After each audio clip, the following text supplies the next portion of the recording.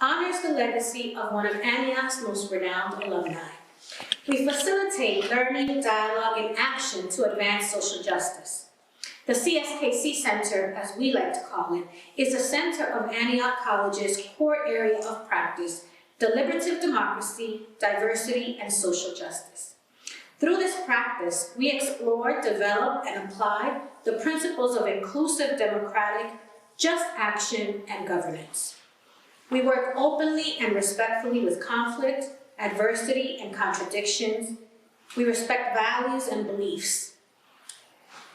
We respect those things that make democracy messy and embrace them, with the goal of journeying together to form a collective that is powerful and can act in the best interest of humanity.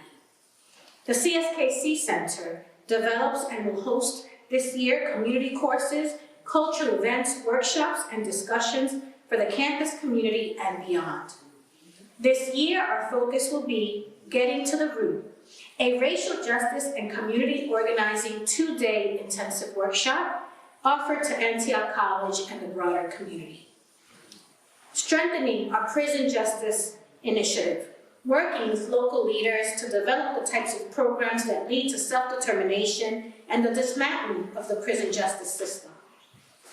And developing Communiversity, a mix of community-based courses taught by Antioch faculty and community leaders that embody social justice and human rights themes, and act as containers for future anti-racism organizing in our various communities.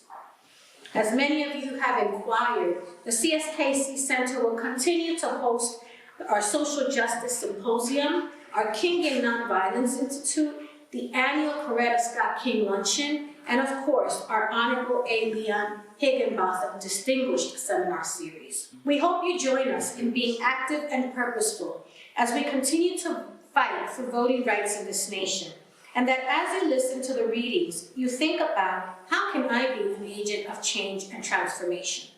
Our urgency is in developing the relationships and leadership capacity that can center our collective sustainability and humanity within systems, institutions, communities, and families. Thus, the theme this year in Yellow Springs is Do Something from the Sidelines to the Front Lines, a particularly appropriate theme given our frustration with current voting rights legislation and our deep concern that racial equity initiatives have not rendered the progress we see possible and necessary. Please join me as we welcome these Antioch students as they present readings honoring the legacy and work of Dr. Martin Luther King, Jr., and join us this year as we continue to organize for change. Thank you. Still I Rise by Maya Angelou. You may write me down in history with your bitter, twisted lies. You may trod me in the very dirt, but still like dust, I'll rise. Does my sassiness upset you? Why are you beset with gloom? 'Cause I walk like I've got oil wells pumping in my living room. Just like the moon and like suns, with the certainty of tides. Just like hopes, springing high, still I'll rise. Did you want to see me broken, bowed head and lowered eyes, shoulders falling down like teardrops, weakened by my soulful cries? Does my haughtiness offend you? Don't you take it awfully hard, 'cause I laugh like I've got gold mines digging in my own backyard. You may shoot me with your words, you may cut me with your eyes, you may kill me with your hatefulness, but still like air, I'll rise. Does my sexiness upset you? Does it come as a surprise that I dance like I got diamonds at the meeting of my thighs? Out of the hoods of history's shame, I rise. Up from the past that's rooted in pain, I rise. I'm a black ocean, leaping and wide. Welling and swelling I bear in the tide. Leaving behind nights of terror and fear, I rise. Into a daybreak that's wondrously clear, I rise. Bringing the gifts that my ancestors gave, I am the dream and the hope of the slave. I rise, I rise, I rise. Hi, my name is Angel Harris. I am a first year here at Antioch College, and today I will be reading a poem about racial justice. I will not shoot myself in the head. I will not shoot myself in the back. I will not hang myself with a trash bag. And if I do, I promise you, I will not do it. In a police car while handcuffed, or in the jail cell of a town I only know the name of because I have to drive it through. To get home, yes, I may be at risk, but I promise you, I trust the maggots who live beneath the floorboards of my house to do as they must to any carcass more than I trust. An officer of the law of the land to shut my eyes like a man of God might, or to cover me with a sheet so clean my mother could have used it to tuck me in. While I kill me, I will do it the same as most Americans do, I promise you, cigarette smoke. Or a piece of meat on which I choke so broke I freeze, and one of these winters we keep calling worse. I promise you, if you hear of me dead anywhere, a cop, that cop killed me. He took me from us, left my body, which is, no matter how much we've been taught, greater than the settlement. A city can pay a mother to stop crying, and more beautiful than the new bullet, fished from the folds of my brain. Thank you. Hi, my name is Clarence Allen. I go to Garrett College, and I'm in second year. I will be reading Invictus today, and yeah. Out of the net that covers me, from the black pit from pole to pole, I thank whatever God made me for my unconquerable soul. In the felt clutches of circumstances, I have not winced nor cried aloud, but under the bludgeoning of chance, my head is bloody but unbowed. Beyond this place of wrath and tears, looms the horrors of the shade, and yet the menace of years finds and shall find me unafraid. It matters not how straight the gate, nor how charged the punishment of scroll. I am the master of my faith, the captain of my soul. Peace, my name is Garrett, class of 2020. I'm currently the Antioch College admissions counselor and hip hop educator. My quote will be from Martin Luther King Jr. The prohibition of barbaric behavior, while beneficial to the victim, does not constitute the atonement of equality or freedom. A man may cease beating his wife without thereby creating a wholesome marital relationship. Thank you. Hello, my name is Mary Evans, class of 2020. I am the Events and Social Media Manager here at Antioch College, and I'll be reading a statement on gender violence in the prison industrial complex by Angela Davis.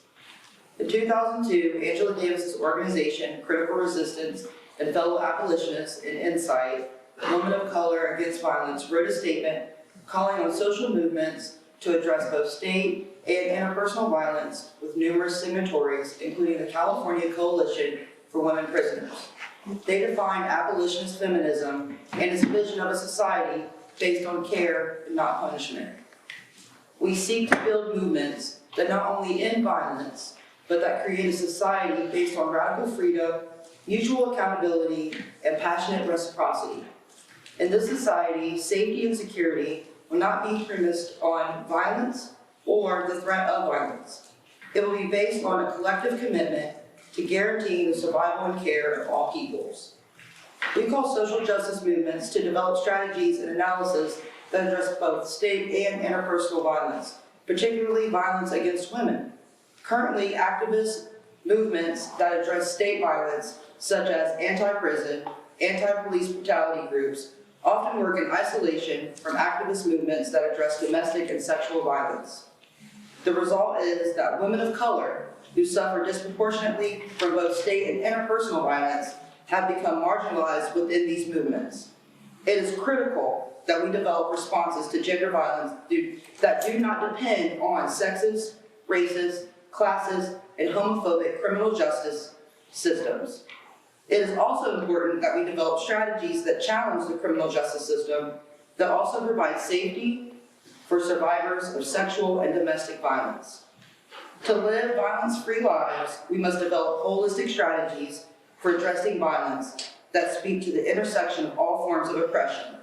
We must and we will. Hello, my name is Dr. Rothman. I graduated from Antioch College in 1980. I want to tell about my experience 45 years ago exactly at the Ebenezer Baptist Church in Atlanta, Georgia. I was there as an Antioch student intern at the Martin Luther King Center for Social Change in Atlanta, Georgia. And that 2 weeks later, after arriving as a co-op student to study about the life and works and actions of Martin Luther King, I was invited with other interns to go hear Daddy King, Martin Luther King's father, give a sermon basically about his son. And I can remember that sermon as if it were now, because actually for me it is. That sermon helped to actually guide the life and work that I chose coming from Antioch to work in the field of peacemaking and conflict resolution. And that sermon guides me now in this time of tremendous division in our country, in our world, even in our village. And the sermon was a simple one. And if anyone has been in a Baptist church, that Black Baptist church, you'll know the cadence of those simple sermons run very deep. I can't do the cadence, but I'll explain how he did it. And the name of the sermon was Misplaced Emphasis. And if you can imagine how Reverend Dr. Luther King, Martin Luther King, and his father said that, just to figure out the space between misplaced emphasis. You know, the music is in the pauses between the notes. And he just sang that phrase, misplaced emphasis. So then he organized his whole speech. And he said, my son was working for a place in which it wasn't about us and them. It was somehow about we. We have a misplaced emphasis. Again, if you've been in a Baptist church, Black Baptist church, you know that everyone was saying emphasis right with it. So the rafters were going off that church, and just sky high. And he would just go through a whole litany of deep value statements. That this work that we're doing is about love, it's about belief, it's about hope. We have a misplaced emphasis because we're looking for material well-being. We're looking for fancy cars, or we're looking for a big house. We've got a misplaced emphasis. So that notion basically has guided me. I think it guides us as Antiochians. And let's march forward seeking the right emphasis in our search for work for peace and justice.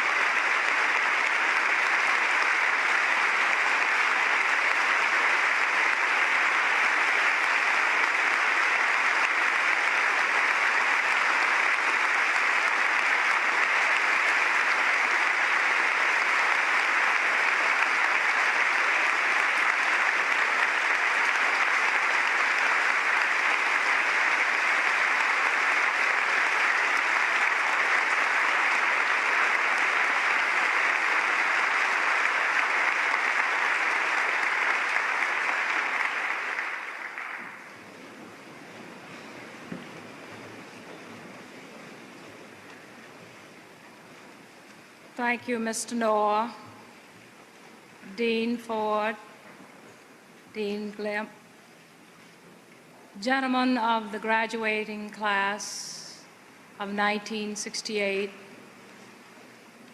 your parents and friends. It is indeed a humbling experience for me to have been invited by you to give your class day address. In trying to perform this awesome task, which my late husband would have done with great ease, I feel a deep sense of inadequacy. Nonetheless, the confidence and faith which you have placed in me is a source of encouragement and inspiration. In these days when young people want so earnestly to make their own decisions, it is most comforting and gratifying for me to have been invited directly by you and not derivatively through administrative decision. The tragic events of recent months, starting with the assassination of my late husband, Martin Luther King Jr., in Memphis, Tennessee, and followed in exactly 2 months by the assassination of Robert F. Kennedy in Los Angeles, California, cause us to realize that the very fabric of which our society is woven is being torn away.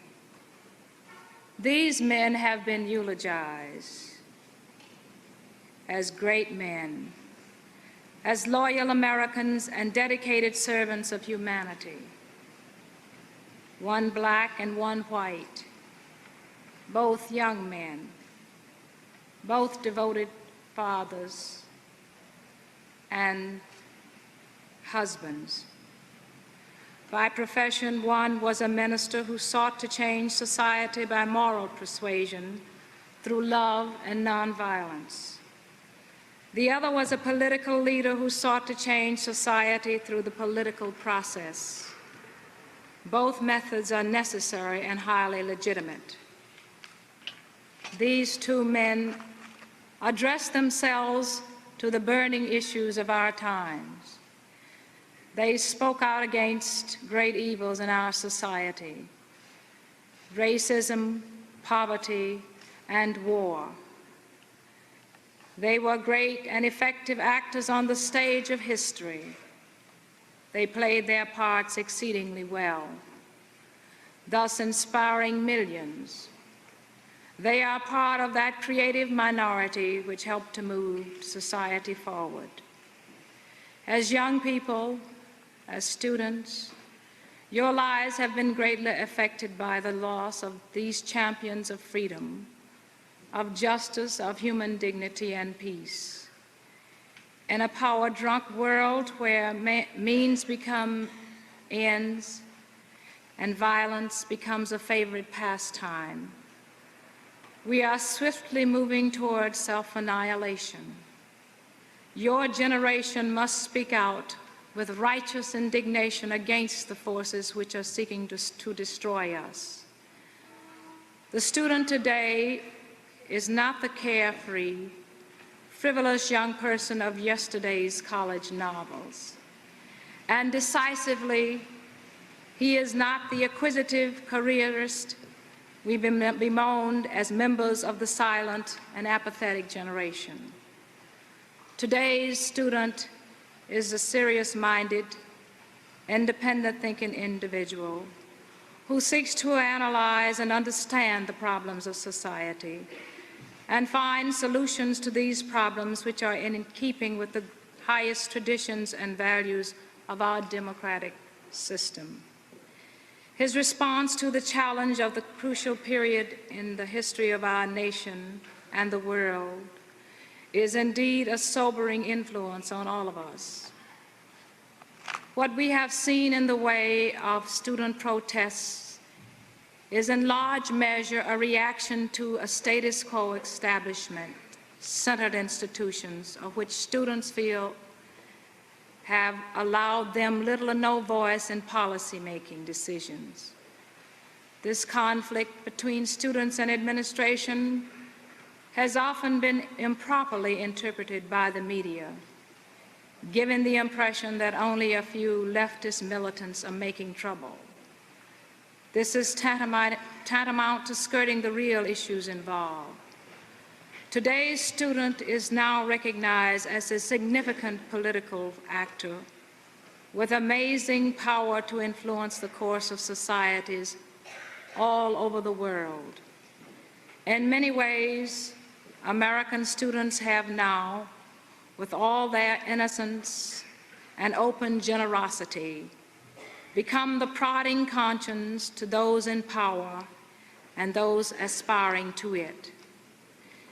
In the United States, candidates for the highest office in the land worry as much about their student support as formerly they concerned themselves with the farm bloc, organized trade union support, or the backing of businessmen. Indeed, the enthusiasm of students in a political cause is a vestment of its legitimacy and honesty. The student crusades behind Senator Eugene McCarthy and the fallen Robert Kennedy created a virtual political miracle by retiring an incumbent president, moving the government to the Paris peace talks, and hopefully inducing basic revisions in our foreign policy.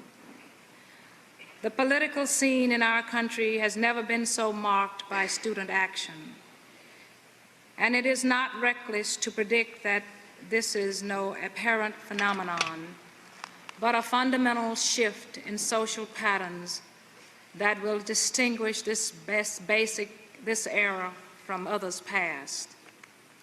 Along with classes and races and conventional pressure groups, generations are now useful and appropriate categories of historical action and understanding. It is a totally novel development and a paradoxical one that students, most of whom have no vote, emerge as a formidable political force for progressive change. If student action has been dramatic in the United States, its impact has been thunderous in Europe. In France, it was the spark that ignited a political conflagration engulfing the whole society and forcing it to confront long-delayed issues of economic justice and real political freedom. There, too, a government pursued foreign and military policies on the backs of its citizens. In Czechoslovakia, the young have stimulated far-reaching developments that will, in the end, have irrecoverably altered the face of Eastern Europe, another moment in the long struggle to liberate it from dogma. How can we explain the depth and the scope of the student movements and the social upheavals they evoke?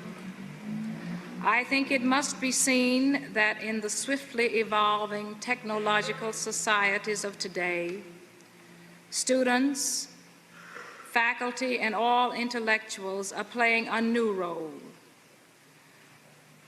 They are not only contributors, as in the past, of ideas and new concepts to the masses, no longer merely rationalizers of the status quo, but in the nature of modern industrial society, they have become a mass force themselves. They count. They are crucial. As the old Union song has it, without their brain and muscle, not a single wheel can turn. Mostly, of course, their brain. Therefore, and beyond this, I think the students of today are the sensitive edge of society that is pressing against the dehumanizing elements of technocracy.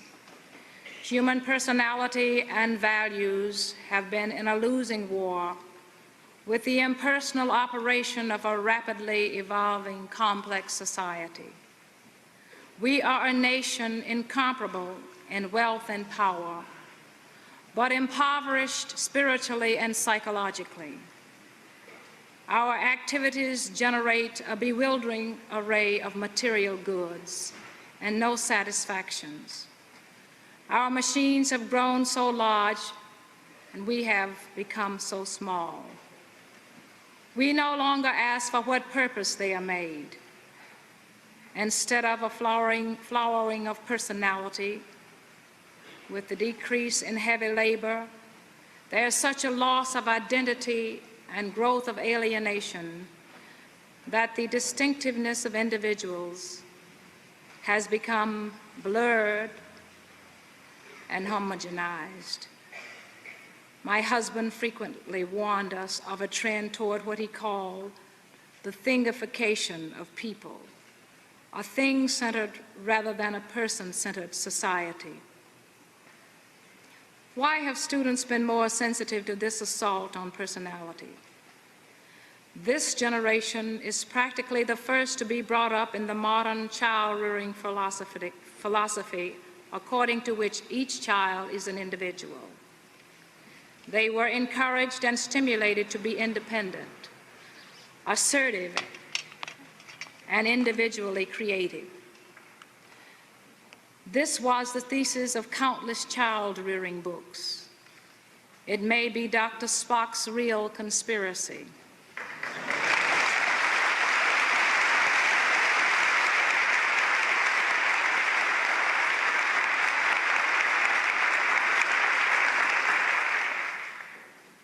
Parents did the job well.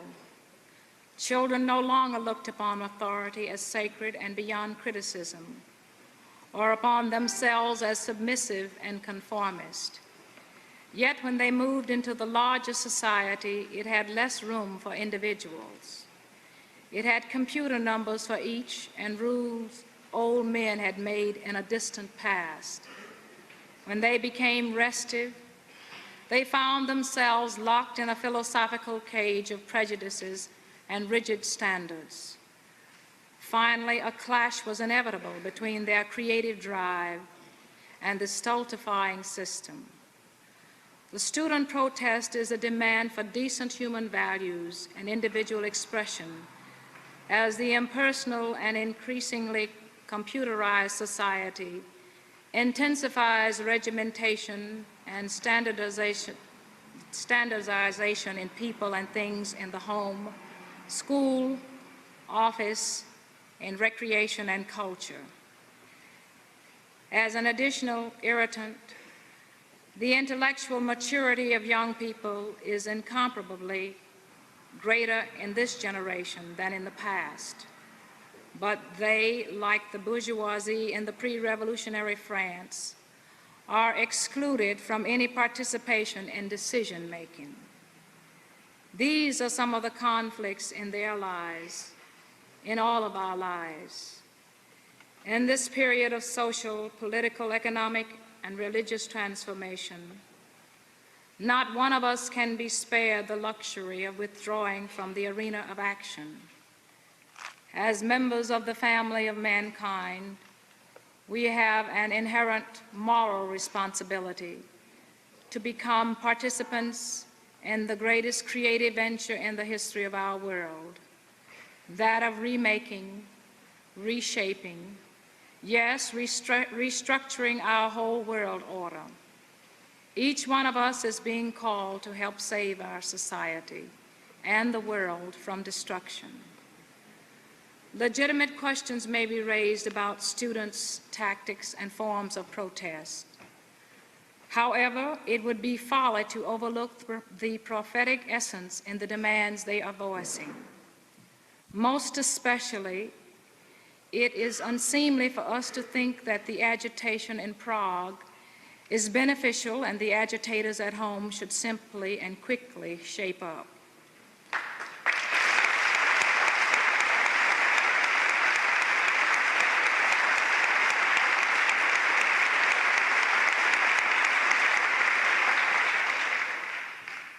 Some of the objectives of the newly organized young may be immature and even somewhat divorced from realities, but there is nothing childish about their focus on the horrors of war and barbarities of race prejudice and inequality that seam and scar our society.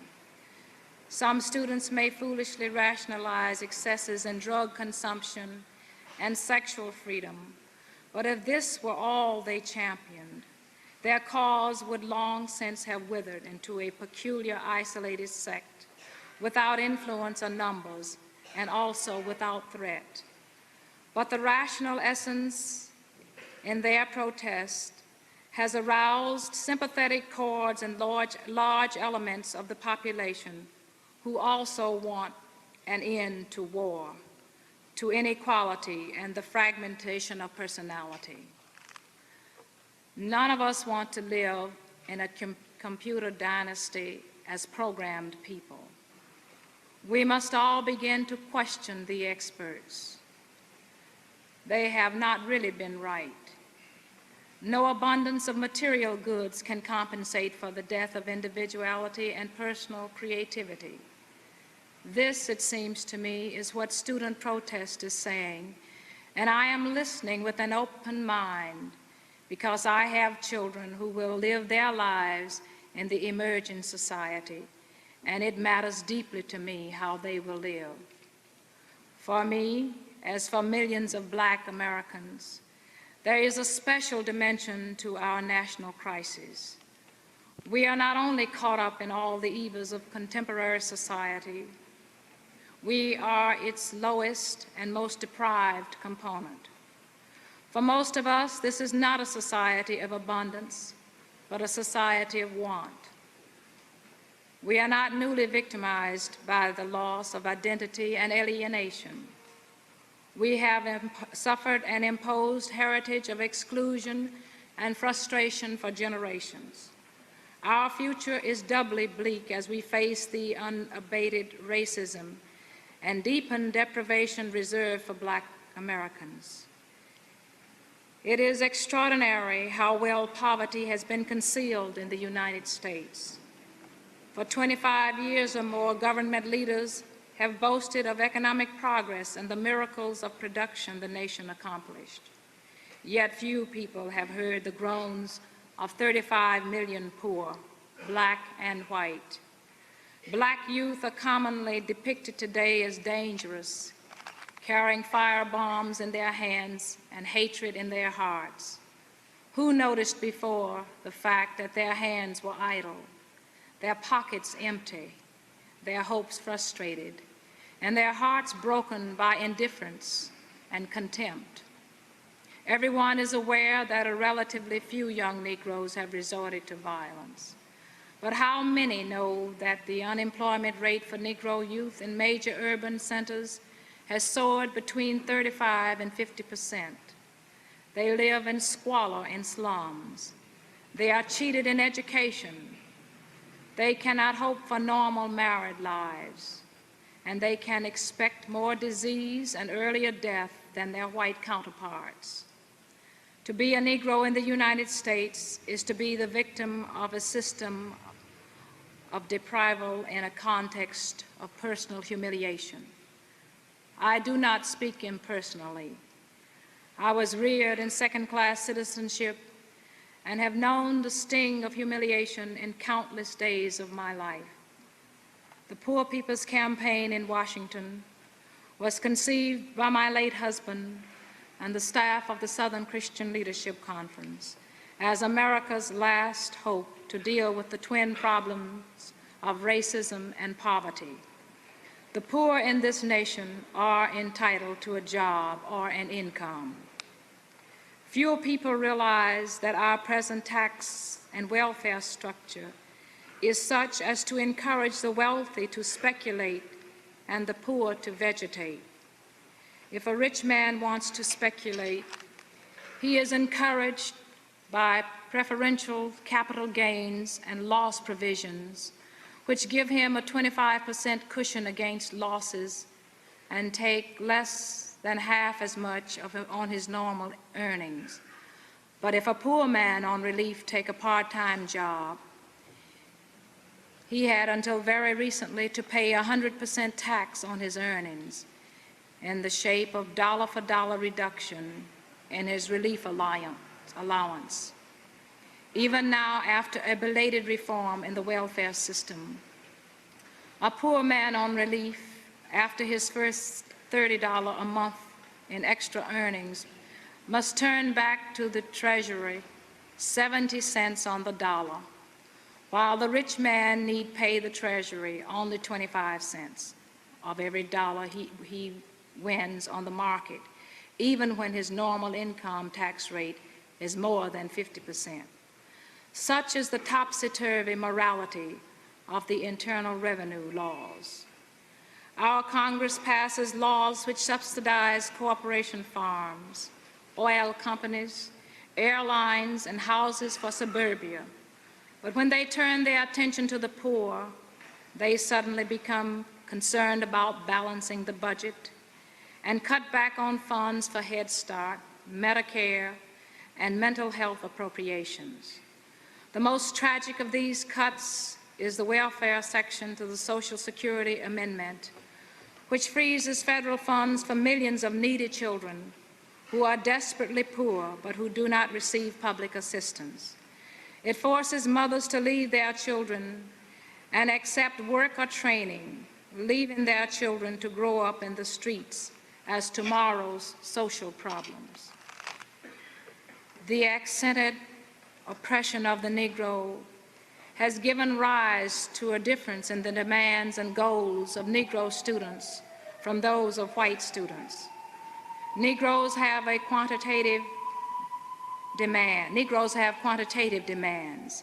Their emphasis is on jobs and opportunities to ensure elementary survival and progress. But they also have qualitative demands. And here the most hopeful alliance is forged between black and white. For the white student, already possessing the material advantages, puts perhaps greater emphasis on freedom from psychological taboos, participation in decision-making, and creative restructuring of the social system. Each is legitimate and complements the other. I am optimistic about today's student. He is a vital force and on the whole a socially constructive one. No other white group in our society is as relatively free of racist poison and materialistic greed.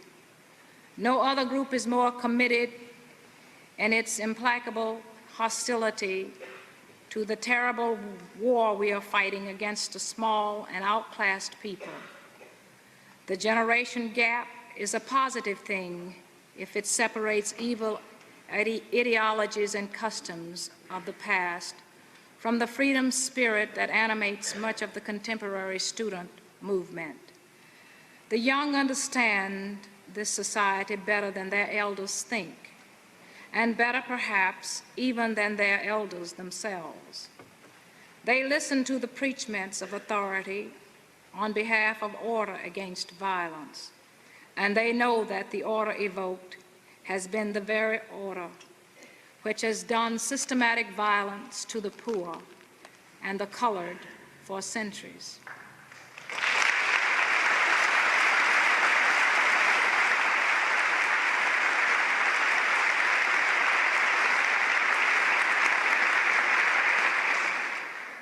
That violence is still being done today in obviously cruel as well as in subtle ways.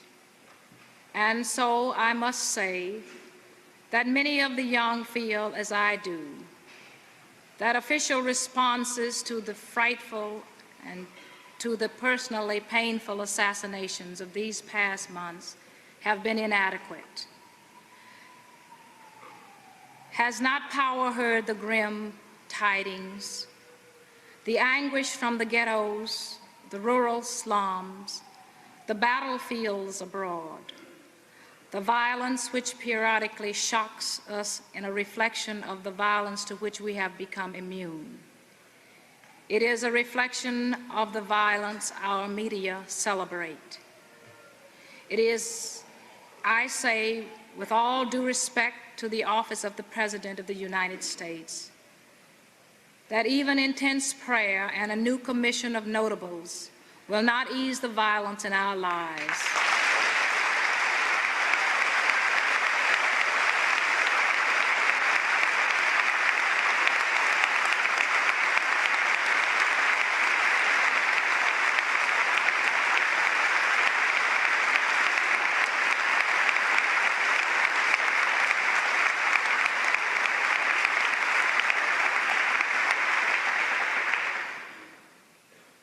Though acting forthrightly on the recommendations of the Kerner Commission report might help,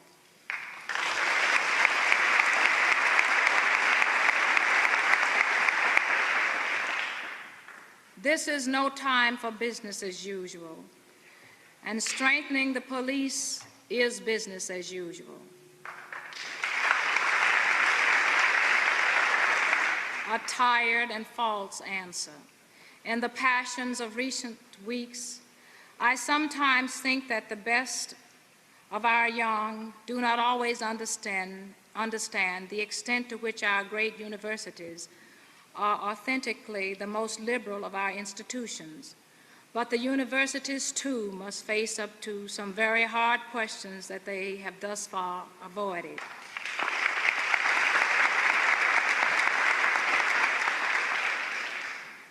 This war, which is the most cruel and evil war in our history, must come to an end. I call upon the President of the United States to stop the bombing in Vietnam now.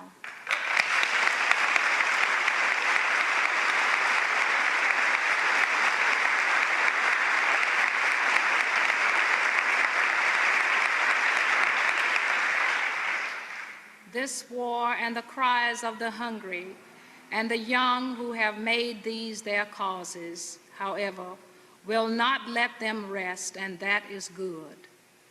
There is reason to hope and to struggle if young people continue to hold high the banner of freedom. They have made mistakes and will make more, but the older generation has failed America dismally, and if it is discredited, it has earned its disrepute.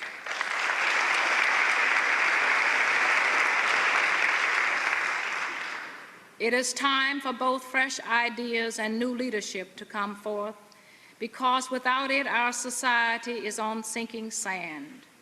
Historians of the future may record that the alliance of the civil rights movement with the student movement that began in the late 1950s and matured into broad political and social action in the 60s was the salvation of the nation. I am a religious person in the most unqualified sense of the word, but I will say emphatically that there is more moral vitality and honest searching for values of life animating the campuses today than there can be found in our churches.